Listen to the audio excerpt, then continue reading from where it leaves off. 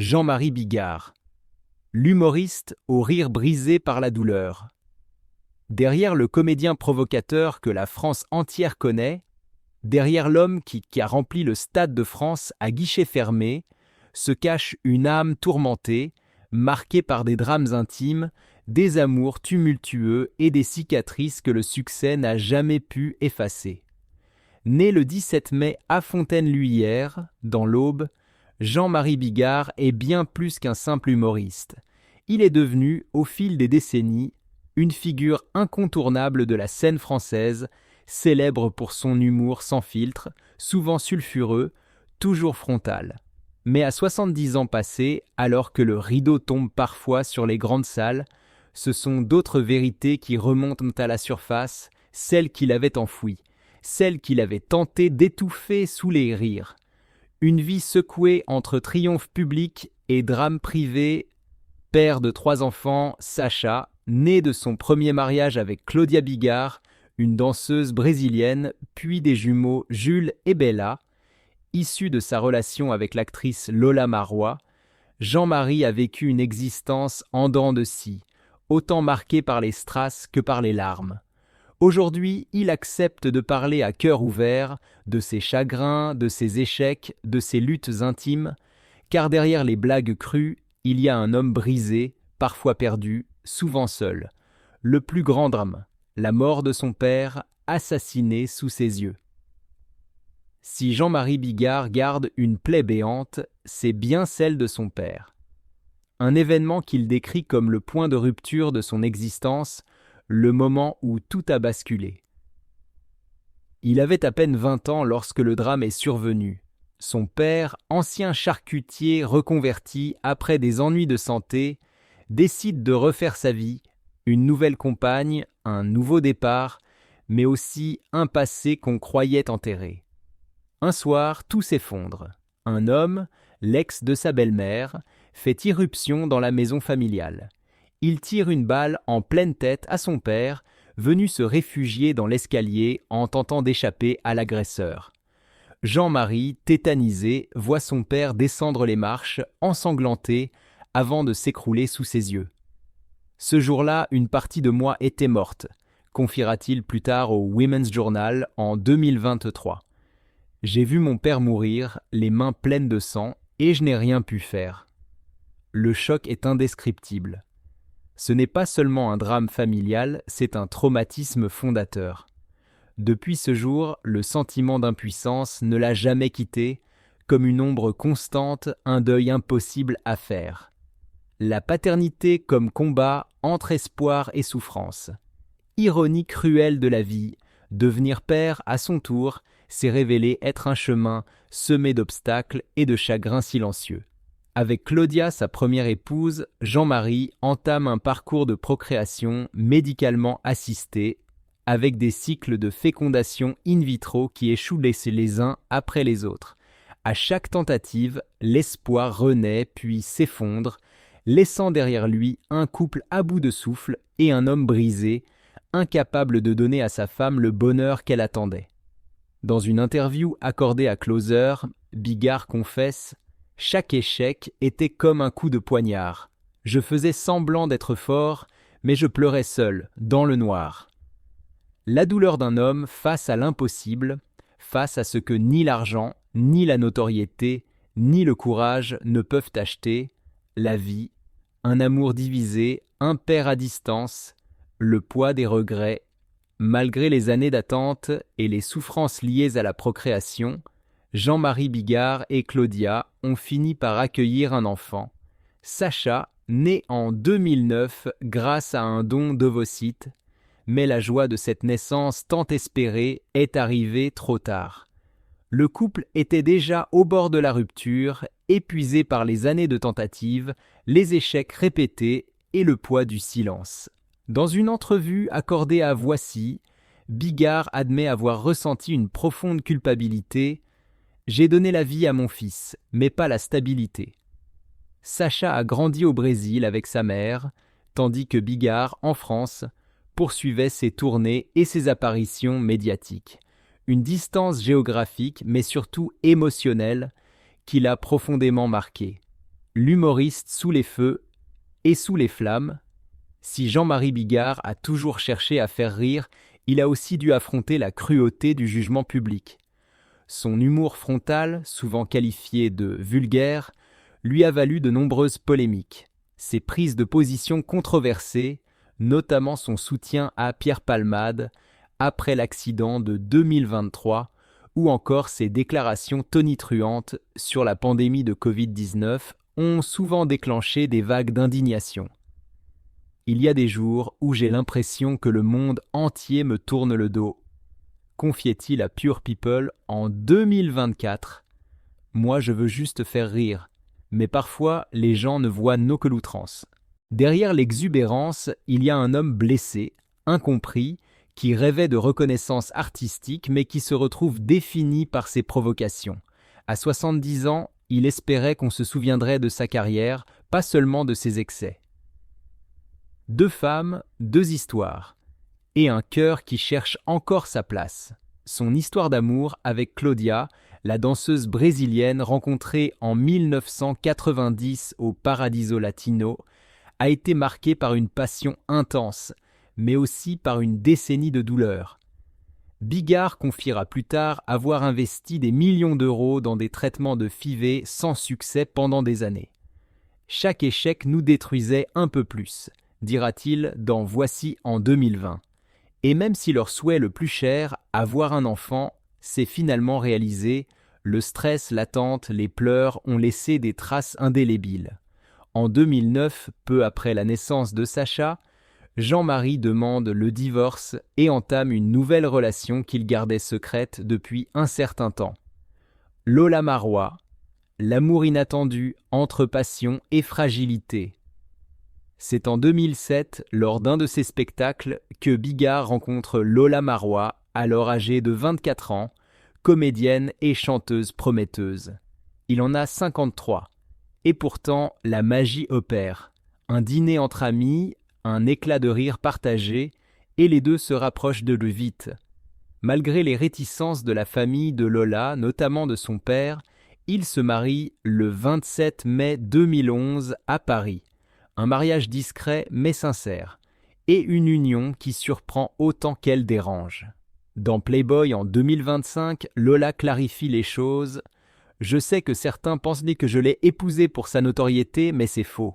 Il me fait rire chaque jour. Je l'aime pour ce qu'il est. » La naissance des jumeaux, entre miracle et angoisse. En novembre, leur vie bascule à nouveau avec l'arrivée prématurée des jumeaux Jules et Bella. Nés 3 mois avant terme, les enfants sont placés en couveuse entre la vie et la mort. Lola raconte cette épreuve dans son livre À demain, mes amours, comme une période suspendue, remplie de peur, de prières, de silences déchirants. Bigard, lui, avoue dans Pure People en 2024 « J'ai pleuré chaque jour à l'hôpital, j'ai supplié le ciel qu'il s'en sorte. » Ces semaines-là les ont transformés à jamais. Ils sont devenus plus que des amants, plus que des parents, des survivants émotionnels, une union atypique mais profondément complice. Aujourd'hui, malgré leurs 28 ans d'écart, Jean-Marie et Lola partagent une complicité rare. Le rire reste leur ciment, l'absurde, leur langage quotidien, mais ils sont lucides. Dans une entrevue au magazine Femmes en 2024, Lola avoue sans détour « Mon corps suit, mais parfois j'ai peur de le perdre trop tôt. » Bigard, fidèle à lui-même, dédramatise. Il plaisante sur son âge, sur la vieillesse, sur le destin. Mais entre deux blagues, on sent la peur, l'amour vrai et l'urgence de profiter de chaque instant. L'inquiétude du temps qui passe et l'amour comme rempart fragile. En 2025, dans les colonnes de Closer, Jean-Marie Bigard avoue une angoisse qui le ronge en silence. « Je m'inquiète de ne pas avoir assez de temps à offrir à Lola et aux enfants. » C'est une phrase simple, mais derrière, il y a toute la peur d'un homme vieillissant qui sait que chaque jour passé est un jour de moins auprès de ceux qu'il aime, une tristesse sourde, tenace, logée au creux du cœur. Malgré les épreuves, Lola et Jean-Marie ont trouvé une manière d'aimer à leur façon. Lors d'un gala en 2022, Lola déclarait avec une sincérité désarmante: On se laisse une vraie liberté, pas dans le sens des infidélités, mais dans le respect total de l'espace de chacun. Un amour hors des normes, mais sincère. Deux âmes cabossées qui ont choisi de marcher ensemble entre rire nerveux et silence protecteur. Des tragédies à répétition, entre pertes, humiliations et blessures invisibles. La vie de Bigard est traversée par une série de tragédies qui l'ont profondément transformé. La plus marquante demeure le meurtre de son père en 1974, qu'il n'a jamais réussi à surmonter. Cette mort violente, survenue alors qu'il n'avait que 20 ans, a planté en lui une culpabilité indélébile. Je n'ai pas su le protéger. Depuis, j'ai toujours eu peur de perdre les miens. Ce traumatisme a façonné sa manière d'aimer, rendant ses relations fragiles, trop intenses, trop protectrices, comme s'il cherchait à réparer ce qu'il n'avait pas pu empêcher. Les 11 tentatives de FIV, une guerre à huis clos, avec Claudia, sa première épouse, il vivra un combat médical et émotionnel harassant. Dans Voici en 2020, il raconte les 11 tentatives de VIV échouées. Des scènes déchirantes dans des cliniques stériles où l'espoir naissait le matin pour mourir chaque soir. Oh, on pleurait dans les couloirs. Ce n'était pas juste un échec médical, c'était un échec de vie. Même la naissance de Sacha, leur fils, n'aura pas suffi à sauver le couple. Dans Closer, en 2022, Bigard confie qu'il se sent toujours coupable de n'avoir pas su rendre Claudia heureuse. Je l'ai déçu. J'ai raté l'essentiel. L'humiliation présidentielle, le clown et la République. En 2020, dans un accès de sincérité et d'utopie, Bigard annonce sa candidature à l'élection présidentielle française. Ce qui devait être un geste politique devient un naufrage médiatique. Il est ridiculisé, hué lors d'un défilé à Paris, traité de « imbécile » sur Wikipédia, qualifié de « roi des malpolices » par l'acteur François Cluzet. Ces attaques le blessent profondément. Il se retire de la course en septembre et confesse sur CNews. J'ai eu des illusions, je pensais pouvoir changer le pays. Mais je n'étais qu'un comique. Dans Pure People, il ajoute « J'ai pleuré. De honte, d'échec, d'avoir cru que j'étais plus fort que je ne l'étais. » L'alcool, l'autre démon silencieux. Peu de gens le savent, mais dans les années 1980, alors qu'il galère à percer, Jean-Marie Bigard sombre dans l'alcool. Il y a eu des nuits où j'étais tellement saoul que je ne pouvais même pas me lever, et je me haïssais. Dans Pure People, en 2024, il révèle s'en être sorti, mais confesse que ces années noires le hantent encore, surtout quand il regarde ses enfants. Je veux être un exemple, mais parfois j'ai l'impression d'être encore ce gars paumé.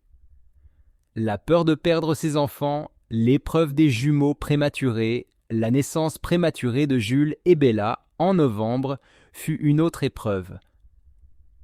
3 mois avant terme, un combat à la vie, à la mort. Dans Melty, Lola raconte « Il me tenait la main, il était solide, mais je voyais qu'il pleurait en silence. Ces semaines passées dans le silence des unités néonatales ont laissé à Bigard une peur viscérale de la perte, un thème qu'il évoque désormais souvent avec pudeur mais sans détour. Une carrière unique, marquée par le paradoxe Jean-Marie Bigard, c'est aussi un succès hors norme. Il débute comme prof de sport, dirige un club, puis se lance dans le one-man show. En 1984, il joue son premier sketch au point-virgule. En 2004, il devient le premier humoriste français à remplir le Stade de France. 50 000 personnes, un exploit inédit. À son apogée, il vendait 500 000 DVD par an, gagnant plusieurs millions d'euros, comme l'indique Wikipédia en 2025. Ces spectacles comme Bigard met le paquet 2000 ou Des animaux et des hommes 2004 ont fait de lui l'un des artistes les plus riches de France, avec une fortune estimée à plusieurs dizaines de millions d'euros. Un héritage entre éclats de rire et blessures séca profondes. Aujourd'hui, à plus de 70 ans, Jean-Marie Bigard est un survivant, un homme entier, un provocateur au cœur tendre. Il regarde en arrière avec un mélange de fierté et de remords. Dans Playboy, en 2025, il résume sa vie ainsi. Une montagne russe sans fin. J'ai fait rire la France. J'ai aussi fait pleurer ceux que j'aimais.